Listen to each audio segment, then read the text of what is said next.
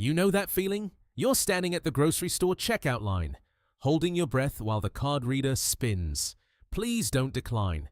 Please don't decline. Or maybe it's 3 days before payday and you're at the gas station putting exactly $10 in the tank, just praying it's enough to get you to work.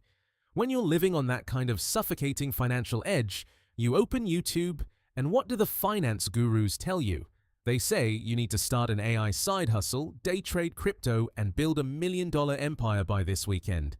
Honestly, it's ridiculous. Telling someone who can't pay next week's rent to plan for $1 million is like telling a drowning man to critique the architecture of a boat.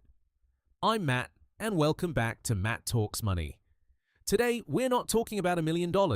We are talking about a highly specific, micro milestone that Wall Street and the hustle bros completely ignore. A number that will literally flip the table on the game of life. That number is exactly $15,000. I call this your 180-day escape velocity. Once you have $15,000 in cash, roughly 6 months of basic living expenses, the way you interact with the world fundamentally fractures and rebuilds itself. Sounds crazy, right? In today's economy, $15,000 barely buys a used Honda Civic. How can it change everything? Listen closely, because this money isn't buying you things. It's buying you a brain reset. Think about it like this. When you are broke, your life is like being dropped into a stormy ocean. You have to tread water constantly, frantically. If you stop kicking your legs for even 2 seconds, the water goes over your head. In that state, do you think you can look up and find the shoreline? Do you have the energy to pick a better piece of driftwood? No. 100% of your energy is spent just keeping your nose above water. But when that $15,000 hits your account, a miracle happens. It doesn't magically pull you onto a luxury yacht, but it acts like a hidden sandbar right beneath your feet. The water is still up to your chest, but you can finally stand. You can stop frantically kicking. You can wipe the salt water out of your eyes and actually figure out which direction the shore is. This isn't just a cute metaphor. This is hard-hitting neuroscience. Princeton University did a famous study on scarcity.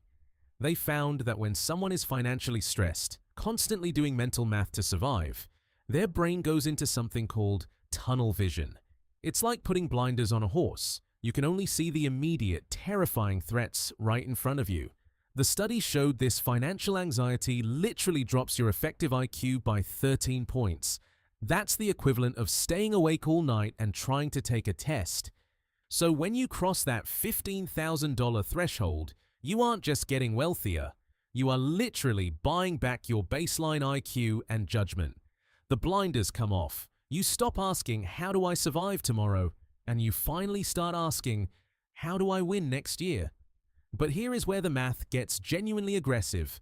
A lot of people think you save money just to earn a 4 or 5% yield in a savings account. Wrong. The real interest rate on this $15,000 is what I call the job hopping premium. When your bank account is at zero and your toxic boss dumps a pile of unpaid overtime on your desk, do you say no? Hell no. You bite your tongue, work yourself to the bone, and pray for that pathetic 3% annual raise that doesn't even beat inflation. But if you're holding 180 days of survival cash, that money is a bulletproof vest. Because you have it, you can confidently send out resumes on the weekend. You can take a Tuesday morning off for an interview without panicking about losing your job.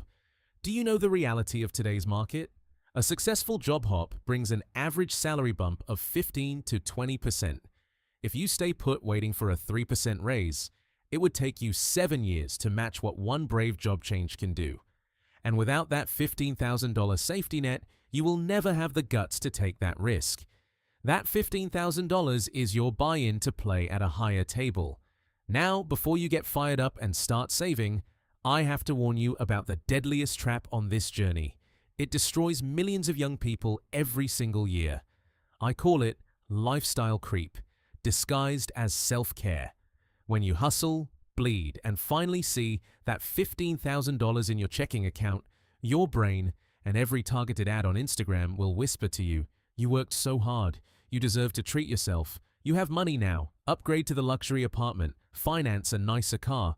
Don't be an idiot. That is not self-care. That is the Grim Reaper of your financial freedom.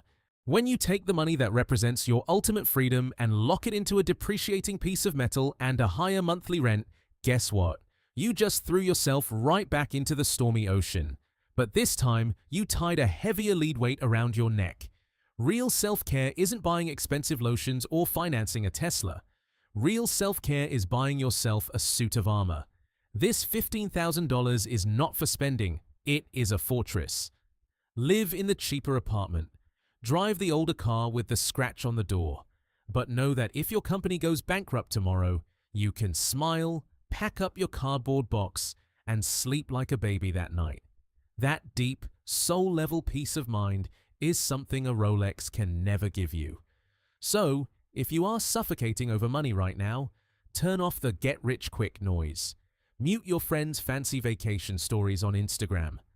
Focus 100% of your aggression and energy on one single goal: hitting your escape velocity, scraping together your first $15,000, cancel the useless subscriptions, work the weekend shift, sell the junk in your garage, run toward this number like a maniac.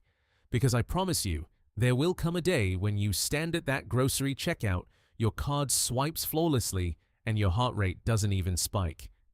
There will come a day when you smile and confidently say no to a toxic boss or a bad opportunity. You'll take a deep breath, and you will be incredibly grateful for the version of you today who finally decided to take the steering wheel back. If this perspective shifted the way you look at money, hit the like button and subscribe if you want real numbers and zero hype. I'm Matt, keep it real, and I'll see you in the next one.